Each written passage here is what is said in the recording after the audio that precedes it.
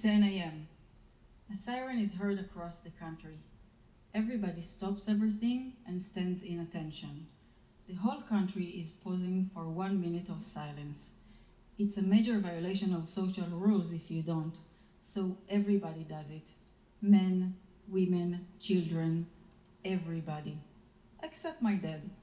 He just sits there, continues to read the newspaper and sips his morning coffee. He doesn't even try to tone down the he says.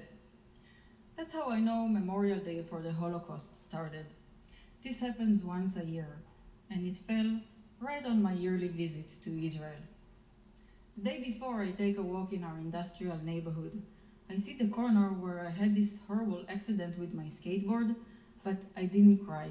I figured if my dad went through the Holocaust, surely I can handle a little pain.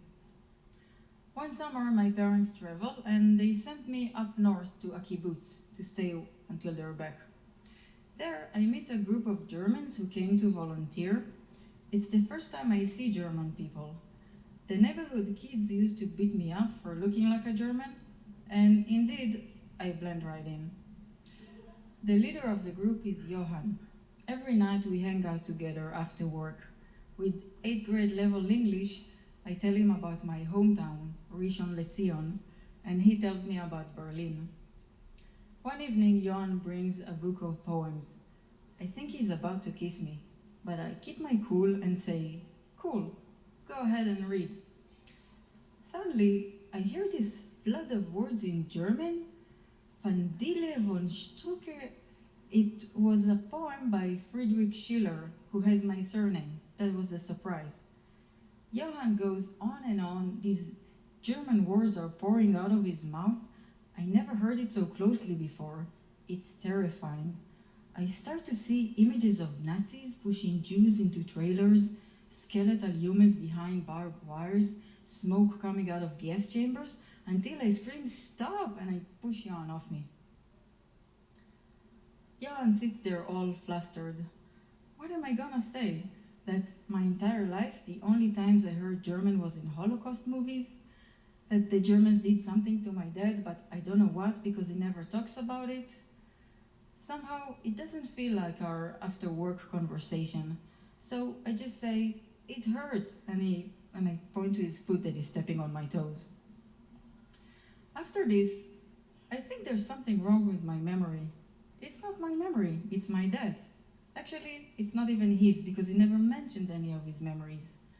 Still, I have these vivid images of horrific pain, and I feel intimate with death, which is very unfortunate, as I would much rather be intimate with Johann. I need to do something about it. Plan A, heart-to-heart conversation with my dad. I ask him, "Dad, what happened? Why don't you ever stand in attention during the siren?" He says nothing and leaves the room. Plan B, go to college. Here, I take some classes about the psychoanalytic theory of Freud. I think my dad would be interested, especially because his name is also Zygmunt.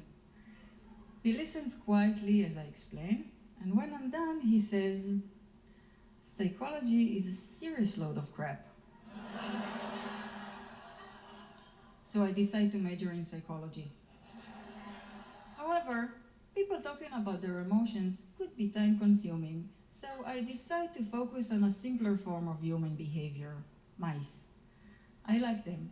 They never talk about emotions, just like my dad, only small and furry.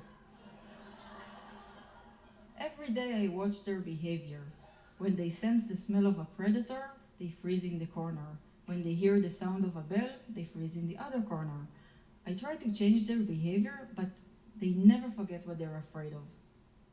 In 2004, a new movie is out, Eternal Sunshine of the Spotless Mind. The main character wants to erase Clementine, his ex-girlfriend, from his memories.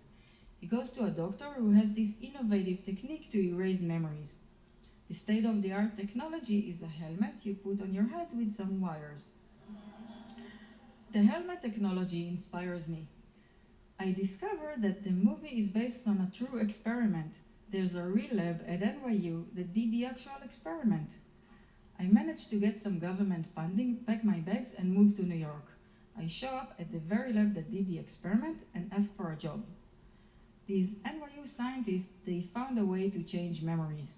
They say that just the act of remembering makes the memory vulnerable. So you take your memory out of storage, it's floating there defenseless, that's where they hit it with a drug. So now you can't put it back in storage, it's blocked by the drug. So it looks like there's one-way memory lane, which I think is genius.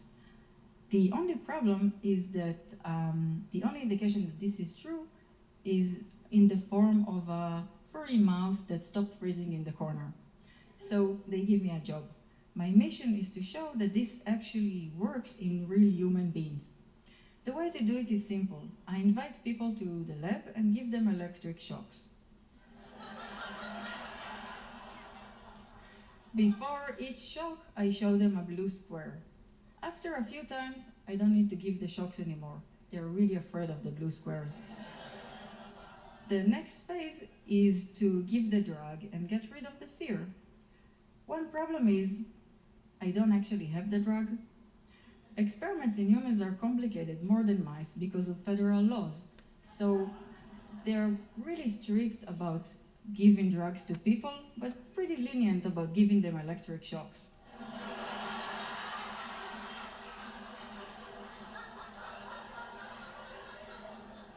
So I can only do half the experiment. Consequently, until this day, there is a subset of New York population who is really afraid of blue squares. As I try to overcome this minor setback, something happens. A bunch of mice in a nearby lab is doing something different. By mistake, they were doing something nice while reliving their bad memory. I think these mice are onto something. Maybe there's a way to rewrite the memory without the drug. The idea is, you take the memory out of storage and you link it with something nice, like the good feelings you have when you win a prize. Then you put it back in storage, but it's different. It has this new information. Your memory is only as good as your last retrieval of it. With this idea in mind, I test it on people, and it works. At least as far as blue squares go, I can rewrite their memory and they're not afraid of them anymore. So now, I'm back in Israel for my yearly visit. It's 10 a.m. and the siren goes on to mark the openings of the Holocaust Memorial Day. Everybody stops and stands still to reminisce about the horrors of World War II. My dad sits there with his newspapers, sipping his morning coffee. I think I finally understand what's going on. The siren is his blue square. He's doing something pleasant while his memory is vulnerable. So I pour myself a cup, borrow a section of his paper, and sit next to him.